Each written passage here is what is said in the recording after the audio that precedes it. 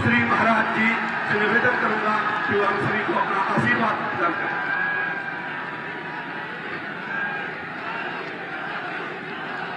Bharatiya Janata party के जिला के अध्यक्ष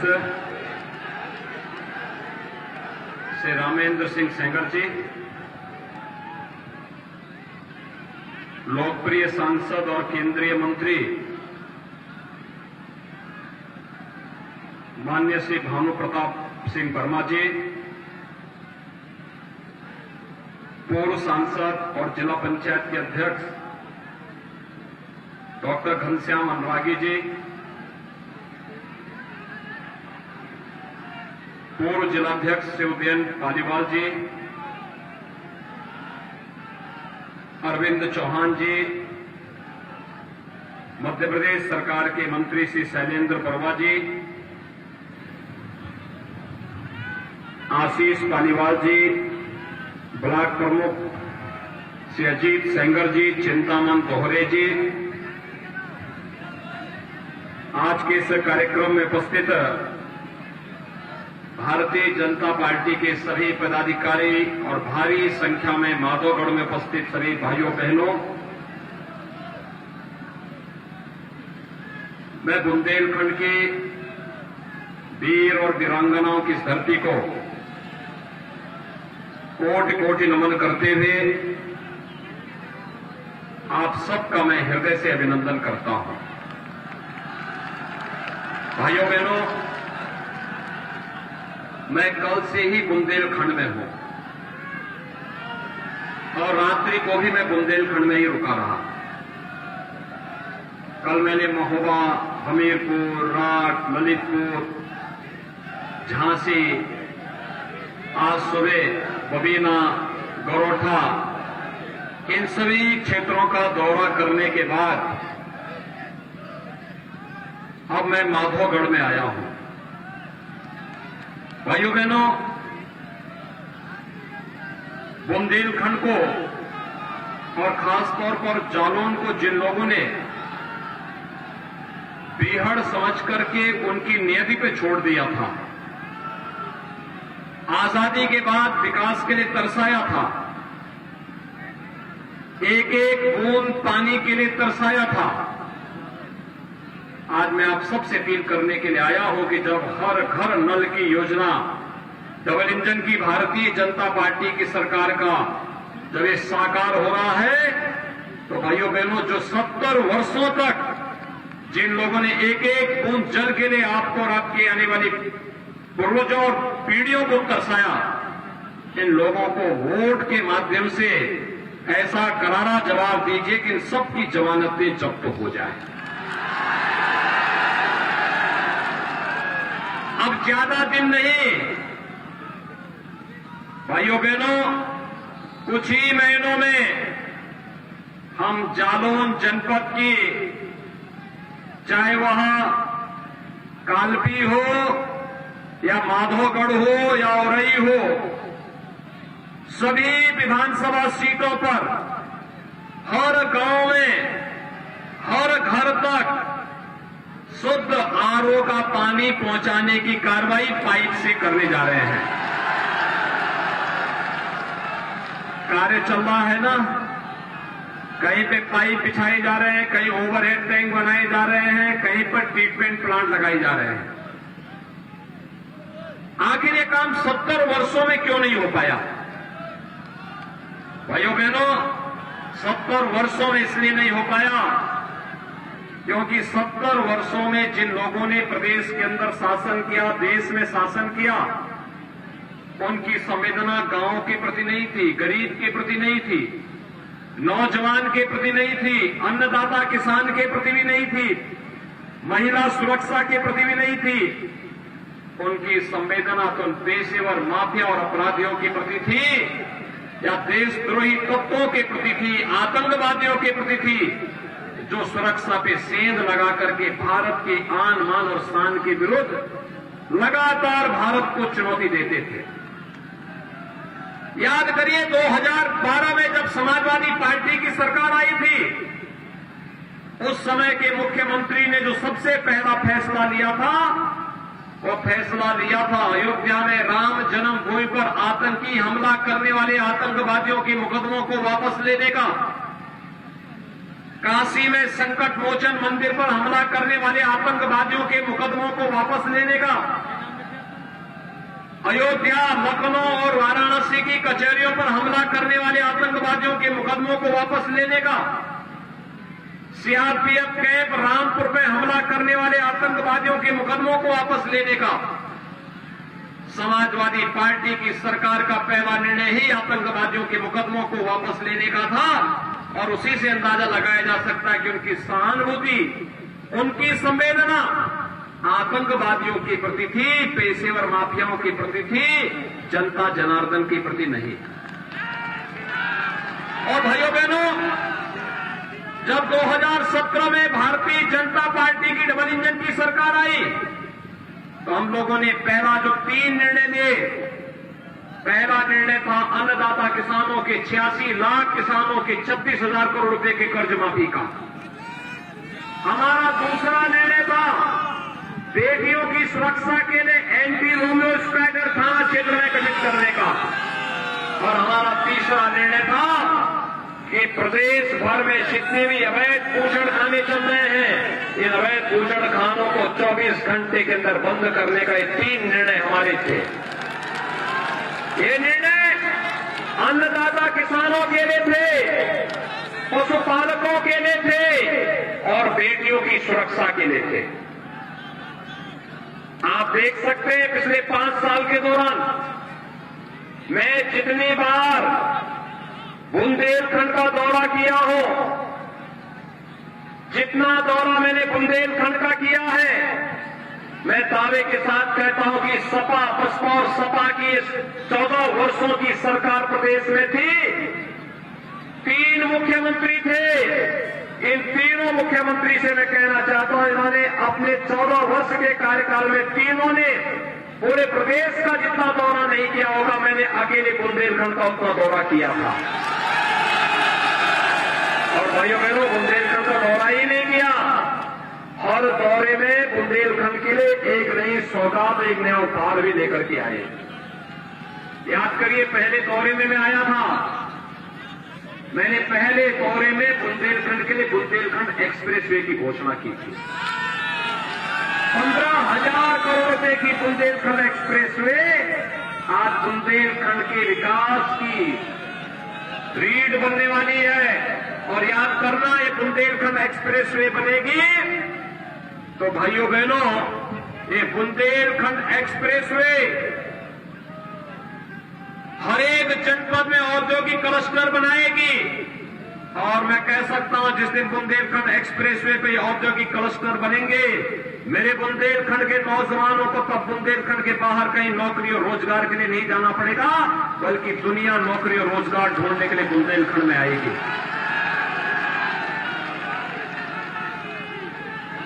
भाइयों बहनों, 70 वर्षों में आप पानी के लिए तरसे थे, आज हर घर नल योजना हम लोग लागू कर रहे हैं। 12 से अधिक ऐसी सिंचाई की बड़ी परियोजनाएं बुंदेलखंड की जो आजादी के बाद कभी पूरी नहीं हो पाई, आज हमारी सरकार ने उन्हें पूरा भी किया है। और अब तो केन बेतवा को जोड़ करके आपके जालौन के इस बीहड़ को, माधोगढ़ के इस बीहड़ को अब हम लोग धरती का स्वर्ग बनाने की ओर अग्रसर कर रहे हैं। पंचनद की परियोजना को भी हमने स्वीकृति दे दी है। बजट में पंचनद की परियोजना पर्यटन भी, सिंचाई भी और पेयजल के लिए आरओ का पानी भी आपके घर घर में पहुंचाने का काम कराएगी डबल इंजन की सरकार। भाइयों बहनों, पहले बुंदेलखंड में खनन माफिया हावी थे, भू माफिया हावी थे, डकैतों का आतंक था।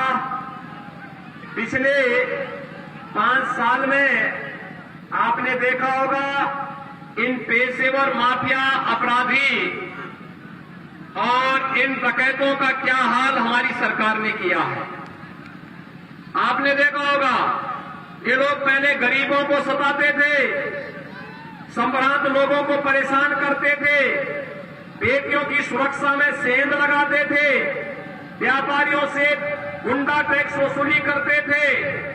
आज मैंने उनमें से बहुत सारे जो पेशेवर अपराधी और माफिया थे, या तो जेल के अंदर हैं या जेल प्रदेश के बाहर हैं, और बहुत सारे लोग तो इस लायक भी नहीं है कि इस पार से उस पार कहीं जा सके। हमने तय किया है, पिछली सरकार तमंचा बनाती थी, यहां के नौजवानों के भविष्य के साथ खिलवाड़ करती थी। एक नाम तो समाजवादी है, काम तमंचावादी और सोच परिवारवादी। तो सिपाही खानदान का विकास चाहते हैं, बाकी किसी का विकास न हो। लेकिन हम लोगों ने तो 25 करोड़ प्रदेश की जनता को ही परिवार मान करके उनके समग्र विकास की कार्य योजना को लागू किया। आज यहां पर्यटन भी फल फूल रहा है। और भाइयों बहनों, अब तमंचा नहीं, अब तो यहां पे डिफेंस कॉरिडोर बन रहा है, डिफेंस कॉरिडोर। और डिफेंस कॉरिडोर के माध्यम से अब यहां पर भारत की सेना के लिए तोप और फाइटर विमान बनेंगे, मिसाइल बनेंगे। जब हमारे जालौर और माधवगढ़ का नौजवान तोप के ऊपर बैठ करके दुश्मन की सीमाओं पर गरजेगा, दुश्मन के स्वयं ही छक्के छूट जाएंगे। आज हमारा बुंदेलखंड बदल गया है, विकास की प्रक्रिया के साथ आगे जुड़ रहा है। अब यहां के नौजवानों को पलायन नहीं करना पड़ेगा। भाइयों बहनों, हमारी सरकार ने आने के साथ जो कार्य यहां पर प्रारंभ किया, आप थोड़ा उस पर नजर डालेंगे तो आपको पता लगेगा कि वास्तव में पिछली सरकारें कितना बड़ा अन्याय करती थी। हमारी सरकार ने आने के तत्काल बाद 58,600 से अधिक किसानों का कर्ज माफ किया था आपके इस जनपद के अंदर, 58,600 से अधिक। और भाइयों बहनों, 2,11,000 से अधिक किसानों को हम लोग सालाना डबल इंजन की सरकार प्रधानमंत्री मोदी जी के नेतृत्व में 6,000 रुपए हर वर्ष उनके खाते में प्रधानमंत्री किसान सम्मान निधि का लाभ दे रहे हैं। यही नहीं, अगर मैं आवास की बात करूं तो प्रधानमंत्री आवास योजना और मुख्यमंत्री आवास योजना में आपके जालौन जनपद में 36,582 गरीबों को एक एक आवास उपलब्ध हुआ है, अकेले एक जनपद में। समाजवादी पार्टी की सरकार में 5 साल में पूरे प्रदेश में 18,000 मकान स्वीकृत हुए थे।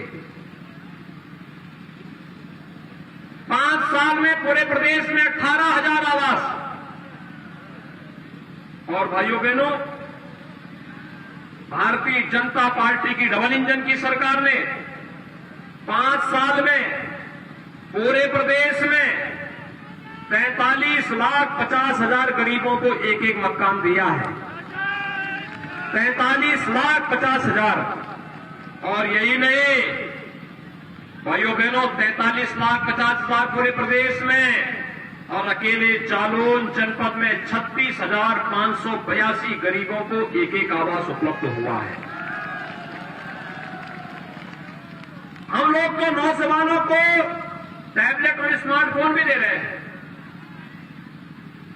यहां के लगभग 200 नौजवानों को टैबलेट और स्मार्टफोन मिल चुका है। और भाइयों बहनों, समाजवादी पार्टी ने सरकार की एक शिकायत चुनाव आयोग से कर दी है कि टैबलेट और स्मार्टफोन नौजवानों को नहीं मिलना चाहिए। मैंने कहा नहीं, इस पे तो अधिकार केवल सिपाही खानदान का है। ये प्रदेश को लूटते रहे, इनको कोई रोके ना। और अगर हम यूपी के नौजवानों को स्मार्ट बनाना चाहते हैं तो उनको बुरा लगता है। और मैंने भी तय किया है, अभी तो 1 करोड़ नौजवानों को टैबलेट और स्मार्टफोन दे रहे हैं। आने दीजिए डबल इंजन की सरकार। 10 मार्च के बाद अगले 5 वर्ष के अंदर 2 करोड़ नौजवानों को टैबलेट स्मार्टफोन भी देंगे और डिजिटल एक्सेस भी फ्री में देंगे। भाइयों बहनों, इनके विजन का कहीं भी ये कोई भी विकास इनके एजेंडे में नहीं था, सुरक्षा इनके एजेंडे में नहीं था। ये लोग तो केवल अपना विकास चाहते थे। हमारा नारा है सबका साथ सबके विकास का, लेकिन इनका नारा है सबका साथ लेकिन सिपाही खानदान का केवल विकास हो। और यही कारण है कि सिपाही खानदान के कारण ये प्रदेश में दंगे होते थे। हर तीसरे दिन एक दंगा, महीनों तक कर्फ्यू लगता था, बेटियां सुरक्षित नहीं थी, राजनी होती थी, व्यापारियों के डकैती और गुंडा टैक्स वसूला जाता था। कर्फ्यू में महीनों महीनों प्रदेश तबाह रहता था। आज भाइयों बहनों, प्रदेश में कर्फ्यू नहीं, अब तो शानदार और जानदार कावड़ यात्रा निकल रही है। कावड़ यात्रा, अब कोई बमबाजी नहीं करता है। अब तो हर हर बम बम का नारा लगाते हैं। जब शिव के गण कावड़ यात्री निकलते हैं तो अच्छे अच्छे दंगाई भी अपने बिलों के अंदर घुसने के लिए मजबूर हो जाते हैं। फिर उनकी हिम्मत नहीं होती बाहर आने की। और भाइयों बहनों, आज मैं इसीलिए आपके बीच में आया हूं। मुझे एक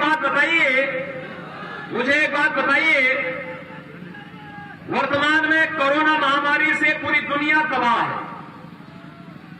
कोरोना कालखंड में मूलचंद जी, भानु प्रताप जी, ये सभी लोग तो आपके पास आए होंगे। डबल इंजन की सरकार काम कर रही थी। मैंने स्वयं मेडिकल कॉलेज जालौन का निरीक्षण किया था। झांसी में मैं आया था, ललितपुर में मैं गया था, महोबा में मैंने दौरा किया, बांदा में, हमीरपुर में, चित्रकूट में, सभी जगह में गया था। लेकिन क्या ये सपा बसपा कांग्रेस के नेताओं के भी कभी दर्शन हो रहे थे क्या कोरोना कालखंड में? चुनाव के दौरान तो ये लोग आए होंगे, लेकिन चुनाव के पहले जब कोरोना महामारी थी तब भी आ रहे थे क्या? और मैं तो तब भी दौरा कर रहा था प्रदेश में। भाइयों बहनों, फ्री में टेस्ट, फ्री में उपचार और फ्री में वैक्सीन भी। कितने लोगों ने वैक्सीन ले ली है? आप सबका मैं अभिनंदन करता हूं जिन लोगों ने वैक्सीन ले ली है। ये वैक्सीन कोरोना के खिलाफ देश की लड़ाई का प्रतीक है। इसी वैक्सीन ने हमारी जान को बचाया है। लेकिन समाजवादी पार्टी और कांग्रेस के नेता वैक्सीन के खिलाफ दुष्प्रचार कर रहे थे। कहते थे ये मोदी वैक्सीन है, भाजपा का वैक्सीन है, नहीं लेंगे। आज उनको बताने की आवश्यकता है कि भाजपा की वैक्सीन और मोदी वैक्सीन ने हमारी जान को बचाया है। जो जान को बचाएगा वही सच्चा साथी है, शेष तो अवसरवादी हैं और यह वोट भी इसी भाजपा की पक्ष में जाएगा। क्या बोलेंगे? और भाइयों बहनों, वैक्सीन के साथ साथ प्रधानमंत्री जी ने कहा था कि जान भी बचाना है, जहान भी बचाना है। बीमारी से भी बचाया गया, लेकिन बीमारी के साथ साथ कोरोना महामारी के कारण कोई भूखमरी का शिकार न होने पाए। डबल इंजन की सरकार है, डबल डोज राशन का भी मिल रहा होगा ना? मिल रहा है। और बिजली आ रही है कि नहीं आ रही है? 17 के पहले बिजली मिलती थी क्या? वे आपको बिजली नहीं देते थे, पानी नहीं देते थे, आपको राशन भी नहीं देते थे, दवा भी नहीं देते थे। तो फिर क्यों ऐसे लोगों को चुनाव बार बार जिताते थे? और मैं यही अपील करने के लिए आया हूं, ये एक्सप्रेसवे बुंदेलखंड की अर्थव्यवस्था का आधार बनेगा, यहां के नौजवानों को रोजगार का आधार बनेगा। और भाइयों बहनों, यही अपील करते हुए आज मैं आपके बीच आया हूं। हमने जो कहा सो करके दिखाया। 2017 में हम लोग आए थे, हमने कहा था रामलला हम आएंगे, मंदिर वहीं बनाएंगे। आज अयोध्या में राम मंदिर बन रहा है ना। दुनिया के अंदर किसी माई के बाल में हिम्मत है जो राम मंदिर के निर्माण कार्य को रोक पाएगा? कोई नहीं रोक सकता है ना। राम मंदिर निर्माण से खुश हैं हम हमने कहा था वो करके दिखा दिया ना, जो कहा सो करके दिखाया है। क्या ये राम मंदिर का निर्माण सपा बसपा कांग्रेस के लोग कराते? राम भक्तों पर गोली चलाने वाले राम मंदिर का निर्माण करा देते? इनसे कोई उम्मीद मत करिए। जब इन लोगों को गरीबों के प्रति संवेदना नहीं है, तो भाइयों बहनों हमारी संवेदना भी इनके प्रति नहीं होनी चाहिए। घर घर जाएंगे बताने के लिए। देखिए, हम लोग तो तय कर चुके हैं, हमने तय किया है, एक हाथ में विकास की छड़ी होगी और दूसरे हाथ में बुलडोजर का स्टेयरिंग लेकर के चलेंगे। आने वाले समय में कोई माफिया प्रदेश के अंदर कहीं नजर नहीं आएगा। जो छुटभइये भी बचे हुए हैं ना, जहां कहीं भी इनके द्वारा सार्वजनिक संपत्ति पर, गरीबों की संपत्ति पर, व्यापारियों की संपत्ति पर, आम नागरिक की संपत्ति पर कब्जा करने का तो साहसिक प्रयास होगा, तो कब्जा तो नहीं कर पाएगा, लेकिन बुलडोजर उनके मंसूबों को रोकने का कार्य जरूर करेगा। सभी लोग सहमत है ना? आपको ऐसी सरकार चाहिए? सभी लोग सहमत? तो मूलचंद जी को भारी बहुमत से विजयी बनाएंगे। एक बार फिर से 300 पार के लक्ष्य को प्राप्त करने में योगदान देंगे। ये तभी होगा जब मूलचंद जी भारी बहुमत से चुनाव जीतेंगे। सहमत है ना?